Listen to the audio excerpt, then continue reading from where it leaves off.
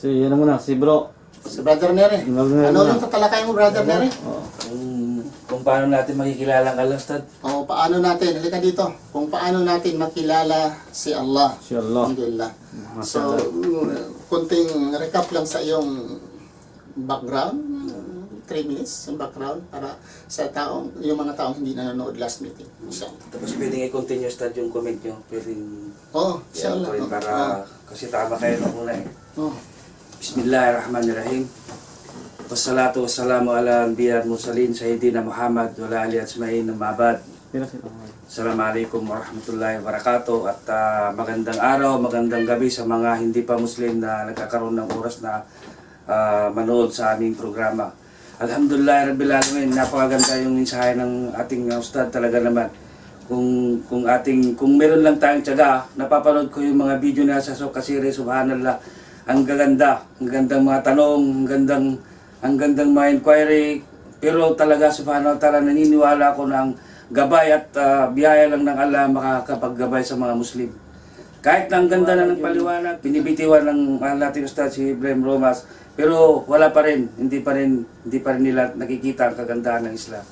Alhamdulillah, nung ako nga pala si Neri Vergara, taga Tubong Pangasinan, at nagbalik Islam noong 1989 na. 1989 pa. Subhanallah. Kita mga biyaya ng Allah subhanahu wa ta'ala. At nung nakaraan, natalakay ko kung ano ang Quran at kung paano ako nagbalik Islam. Alhamdulillah, Rabbil Alamin, may kuminto ang Ustad subhanahu wa ta'ala. Pero totoo, yung natalakay ko ba sa Quran, tama, nung kapanahonan ng Propeta Muhammad sallallahu alaihi wasallam, no, ang buhay pa ang Propeta Muhammad sallallahu alaihi wasallam, naitala na yon, naisulat sa mga bato, sa mga bagay-bagay, naitala na ang Quran noon. At nai-compile lang yon, na final na compilation ng Quran nung panahon na Uthman ibn Affan. So yung original na Quran, alhamdulillah, talaga makikita mo.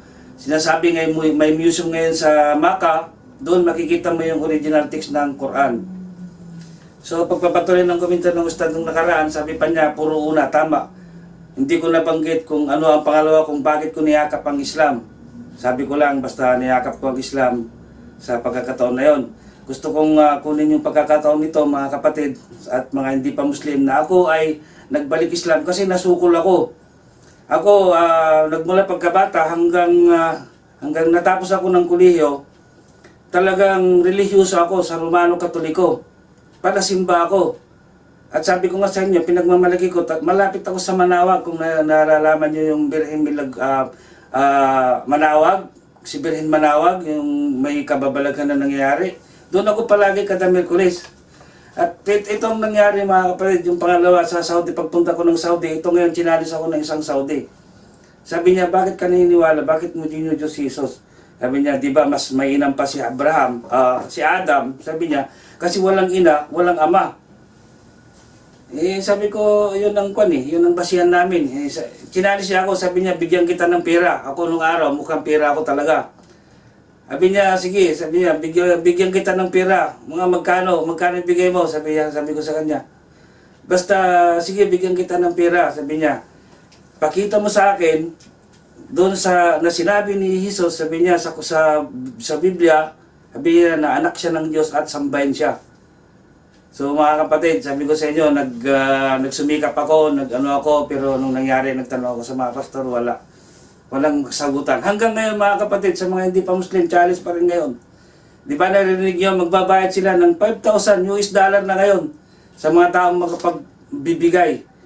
Mga pagtuturo na sinabi mismo ni Jesus, na siya anak ng Diyos at siya ay sambahin. Wala po. So nagmula noon, wala akong magawa kundi pag-aralan ng mga dito ng Islam kung paano ito katotoo. At yun nga mga kapatid, unang-unang nagkaroon ako ng pagkakataon pag-aralan ng Quran kasi diyan nababase ang lahat ng paniniwala ng Islam, ng isang Muslim.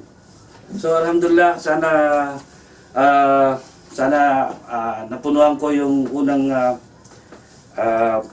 salaysay ko nung una, at ngayon gusto ko naman ngayon talakayin kung sino o ano ang description ng Allah subhanahu wa ta'ala.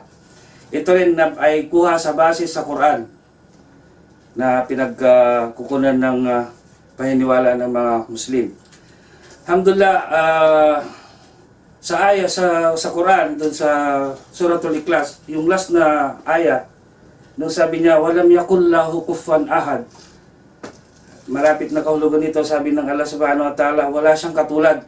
Nung una, nung hindi ako matin sa pag-aaral, ang alam ko na meaning nun ay wala siyang katulad, wala siyang katulad. Pero nung lumaon, naisalaysay ng aming mga buting ustad kung ano ang tafsir nun, yung ibig sabihin nun. Nasabi niya, walang katulad, walam yakul lahu kufuwan sa ahad, sabi niya, hindi siya nagkaroon ng pamilya. Subhanallah mga kapatid, isipin natin ito. Tingnan nyo, kung sabihin mong wala siyang pamilya, kung ihambing mo sa nilalang, kanyang nilikha, mayroon lahat tayo pamilya, pero ang Diyos talaga unique. Wala siyang pamilya, hindi siya nagkaroon ng anak, hindi siya nagkaroon ng wala siyang pinagmulan. So makikita nyo kung sa amin naniniwala sa Allah, sa biyaya niya, nakitang-kita namin yung pagkakaiba. Hindi ibang-iba yung description na sinasabi nyo na parehas lang yung ibang sikta ng reliyon. Sabi nyo, parehas lang ang Allah subhanahu wa ta'ala at saka Diyos ng ibang reliyon. Pero dito nyo makikita yung ibang pagkakaiba. Gusto kong i-share lang yung description ng Allah subhanahu wa ta'ala na sinasamba namin. So yun na nga, ang una sa credential niya ay wala siyang katulad. Pangalawa mga kapatid, gusto kong i-share din sa inyo na siya rin ang nag-utos o nagtala ng 124,000 na mga propeta at 315 nito ay mga mensahero. At 25 na pangalan nito ay nakalahad sa Quran at ang 5 propeta na ito ay nagkakaroon ng malaking bahagi sa kanilang mga umma. Si Propeta Noah, si Propeta Abraham, si Propeta Musa, si Propeta Isa, at saka si Propeta Muhammad sallallahu alaihi wasallam. Naitala ito mga kapatid. Kung sana mayroon kayong oras na pag-aralan ng mga ito, kung mga buhay nila, mashallah, napakainap mga kapatid. So siya ang nagtala sa mga ganyan, siya ang nagutos o siya ang nagbigay ng ngayon para ipakilala ang monotismo o kaisahan ng Allah subhanahu wa ta'ala. Lahat ng propeta, iisa lang ang sinasabi nila ang kaisahan ng Allah subhanahu wa ta'ala. At ang iba pang description ng Allah subhanahu wa ta'ala, sabi niya, ang lahat ng kanyang nilikha, subhanallah, sinabi niya, walang dahon na nalalaglag na hindi niya nalalaman. Subhanallah. So makikita mo 'yon kung gaano alam ng Allah subhanahu wa ta'ala lahat ng nangyari ng bagay sa mundo.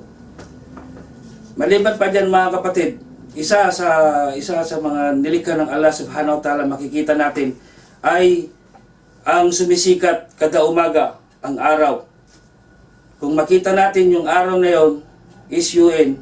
Kung makita natin kung gaano kaliwanag siya, gaano kainit, subhanallah, isa lang ito sa mga pinakamalit na nilikha ng Allah subhanahu wa ta'ala sa mga kalangitan.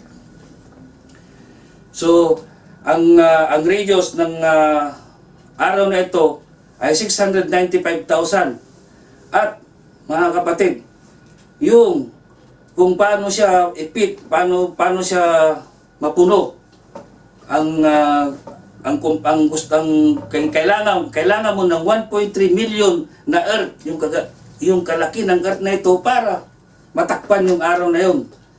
Kita mo yung nilalang ng Allah subhanahu wa ta'ala na yun. So makikita mo, isa pa lang yun sa pinakamaliit na nilalang ng Allah subhanahu wa ta'ala sa mundo. Ang araw. So lahat ng araw na lahat ng mga araw, lahat ng pagtingin mo ng gabi sa kalangitan, makikita mo yung mga bituin na nakikislap. Ito lahat ay mga nilikha ng Allah subhanahu wa ta'ala na sumasakop sa unang bahagdan ng kalangitan. So ang Propeta Muhammad sallallahu alaihi wasallam, sabi niya mayroong 7 kalangitan. hagdan ng kalangitan.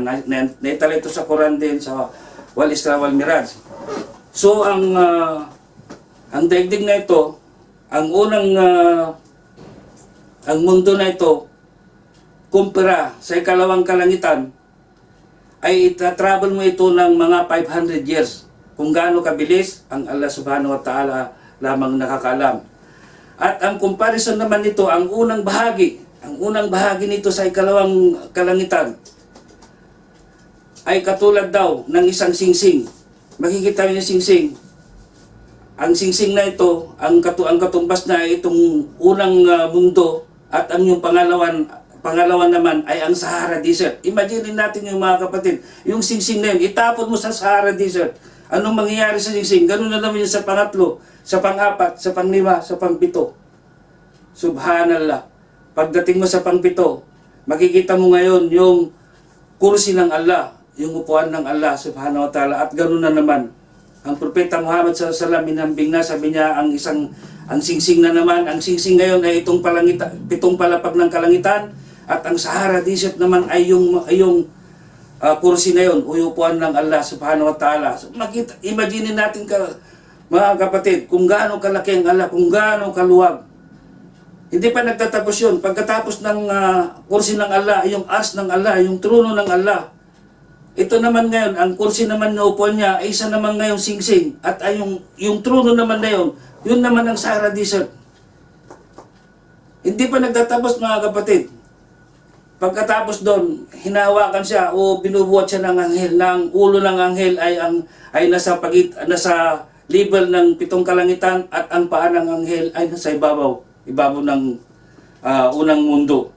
So makikita natin kung gaano kalaki, kung gaano kaluwag ang Allah subhanahu wa ta'ala. Ito, description ito ng Allah subhanahu wa ta'ala na base sa Quran saka sa Propeta Muhammad SAW.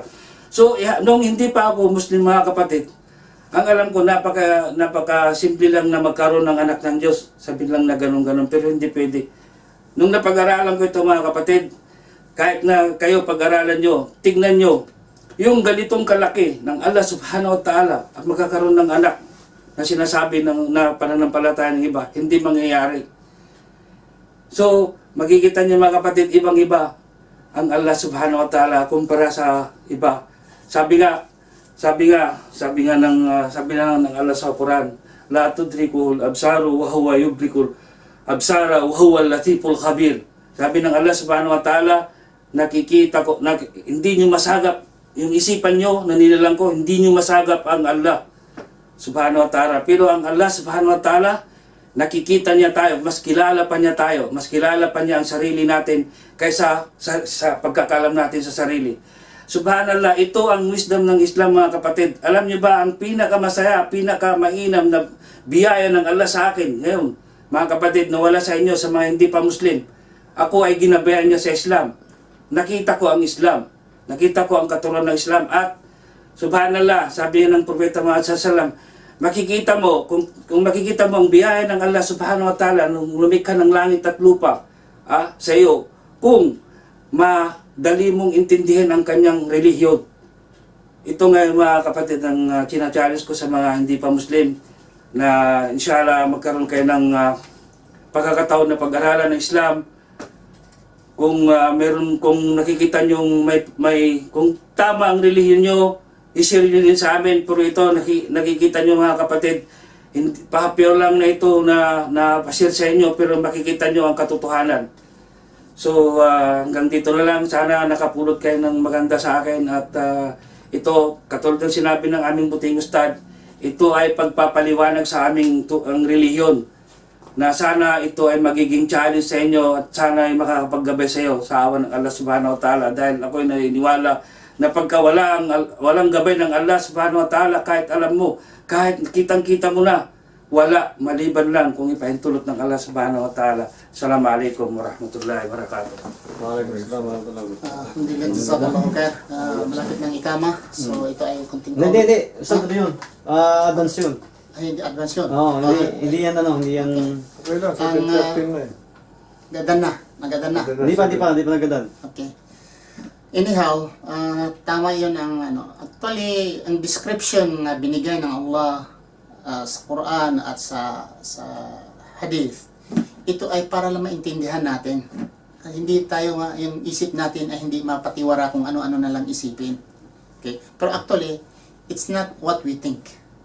Example, bago natin isipin kung sino si Allah sa kanyang anyo, sa kanyang physical capability or power, isipin lang natin na si Anghel Gabriel ayon sa hadith, nang nakita ni Prophet Muhammad sallallahu alaihi wasallam, si Anghel Gabriel in his natural form, ay kung saan titingin si si Prophet Muhammad sallallahu alaihi wasallam, kung saan siya titingin sa horizon, sinasabing horizon, kung saan maabot ang ating tingin. Paningin. Paningin. Kung saan maabot ang ating paningin, wherever the eyes of Prophet Muhammad, the sight of Prophet Muhammad sallallahu alaihi wasallam look at the horizon, nandoon ang pakpak ni Anghel Gabriel. Horizon, nandoon yung pakpak na actually yung mata natin, kahit yung araw naabot, ang bituin naabot natin. Tingnan natin bituin, ilang milya yan, pero naabot natin.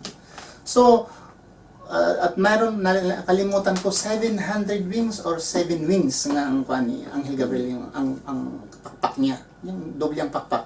Nakakita na kayong eroplano nga, doble ang pakpak. Si Anghel Gabriel, nalimutan ko, 7 wings or 700 wings ang niya. Tapos, ang laki niya. So, this is the creation, one creation of 70,000 wings. 700 wings and 700 wings. Ang wings niya. Pero ang laki, ang lapad niya, Takip ang mundo. Horizon na natakpan ng mundo. So, isa lang itong nilikha. Okay? Can you imagine kung ganun si Anghel Gabriel ang nilikha ng Allah? Ano pa kaya ang lumikha? Can you imagine how big the sun, the stars, the universe, may Andromeda, mayroon tayong galaxy, mayroon... Itong siyang lumikha nito, can you imagine? Another thing, ito lang sa mga nilikha niya dito sa mundo. Ito, nag-research ako bago lang. Ang ito palang mata ng agila ay 3.2 kilometer ang rabbit. Isang rabbit. Wala naman sigurong rabbit nga kasing laking tao. So, ang rabbit siguro talagang maliit lang. Ayon sa Wikipedia, ang mata ng agila, 3.2 kilometer makikita niya ang rabbit. 3.2 kilometer makikita niya ang rabbit. 3.2 kilometers. At di ko magkakamali, ang pangamoy ng aso, dog, ay it means I think 100,000 times sa pangamoy ng tao. 1,000 times pilo-piloin ng ating pangamoy sa aso. That's why kang aso may drugs. Kahit ang drugs ay balutin mo, pasok mo sa tubo, ang tubo ilagay mo pa sa bakal, ang bakal ilagay mo naman sa isang bakal, kahit ilang dubling bakal, pag ipaamoy sa aso, naamoy niya nga mayroong may drugs, kahit pang anong silyado yan na sarado pa nga mga bakal-bakal. So, ang pang-amoy lang ng aso. Ang mga ito lang, can you imagine, may mga hayop nga, kabayo, tatakbuhin mo ng gabi, makatakbo. Tayo, tistingan mo, magtakbo ka ng 10 meters yung madilim, pikit yung mata nyo at takbo kayo. Or madilim, makatakbo ba kayo ng 10 meters? Kabayo, nakasakay ko ng kabayo, pinatakbo ko. Kahit walang ilaw, palang kabayo, kahit walang ilaw, ay ang kabayo ay makatakbo. Yung mait pa ko, gabi, tatakbuhin ng kabayo, ang lakas makbo. May mga hayop na nilikha ng Allah na ang mata ay makakita ng gabi. Kaya makakita, pero magamit tayo ng infrared na light. Another thing, mayroong nilikha ng Allah na ang mata niya, paningin niya, hindi mata. Ang paningin niya ay tainga. Ano ito? Bulag. Mga bulag. Hindi, yung paniki. Paniki, maghuli kayo ng paniki, okay? Takpan yung mata niya, ba't lagyan mo ng lagyan ng panakip yung mata niya, paliparin niyo, makalipad, makalabas. Takpan mong tainga. Hindi makalabas. Dahil ang kwan nila, yung wave ang sound ang kanilang paningin. Imagine, akala natin ang mata ang paningin, pero sa likha ng Allah, ang paningin pa ng ay ang tainga. Malaman niya kung ito ay malapit na, mabunggo, kung saan siya, sa kanyang wave ang ginagamit, ang kitang paniki. So, we can imagine sa mga hayop na nilikha ng Allah. Can you imagine Allah? So sa mga sa Islam ay kung mayroon mga paa na mention, mayroong paa. Anong laki, anong liit, anong size, wala sa amin ito. It's beyond, it's blasphemable sa amin. Yung bang blasphemous sa amin. Pag sabi ng mata, how big his eyes? Dalawang sabi nga, dalawang kanyang mata, we accept. Pero what kind of mata ay hindi namin dahil sa mga nilikha lang. Sabihin mo, mata ko at ang mata ng Toyota. Pareho mata. Pero ang mata ng Toyota at ang mata ng Mitsubishi at mata ko ay hindi pareho. Nagkapareho lang pangalan, mata. Mata. Ang kamay ko. May kamay ako. Pero ang kamay ko at ang kamay ng unggoy, hindi pareho. Pero pangalan kamay. The same as kung nagsabi sa hadith or sa Quran na mayroon siyang mata, mayroon siyang kamay, mayroon siyang paa, we accept. Pero anong klase? How big? Wala ito sa amin dahil bawal sa amin mag-isip nito dahil laysa kamithli shay. Si Allah ay walang nagkapareho sa kanya. Yun po ang aming masasabi. Inshallah, kung pag-aralan talaga natin ang Islam, inshallah, malalaman natin kung sino talaga ang tagapaglikha. Nag-iisang tagapaglikha. Ito po ay katiting lamang, tuldok lamang sa topiko na who is Allah. Ito ang aming nasasabi. Alhamdulillah. At kung advice namin, kung gusto pa kayo malaman kung ano talaga sino si Allah, just type Allah in the YouTube. Muslim speakers, mga Muslim speakers ang pakinggan niyo, makikita ninyo at maririnig niyo ang explanation who is Allah. So, kasunod na lang siguro pagkatapos ng Salatul Isya. Inshallah. So, dito lang muna tayo magtapos. Subhanakallah, Allahumma bamdika, asyhadu an la ilaha illa anta, astaghfiruka wa atubu ilaik. Assalamualaikum warahmatullahi wabarakatuh. Waalaikumsalam warahmatullahi Kami may magbabalik pagkatapos ng ilang patalastas. May nanood? Marami. Meron po, marami. May non-Muslim. Maraming nanonood dito. May non-Muslim. May non-Muslim rin. Alhamdulillah. Alhamdulillah, Meron ang habol natin eh. Meron din akong isang pamangkin ng stud Mm.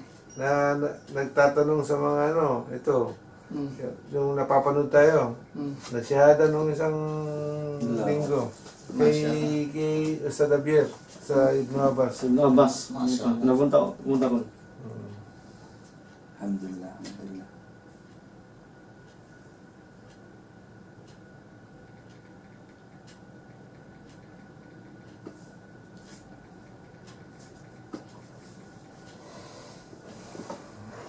Yung paningin ng agila dyan. Grabe yung paningin ng agila. Ustad, ang topic ko, hindi ko pinalitan. Ano? Ang Quran. Hindi sa inaano ko, no. Dadagdagan ko lang.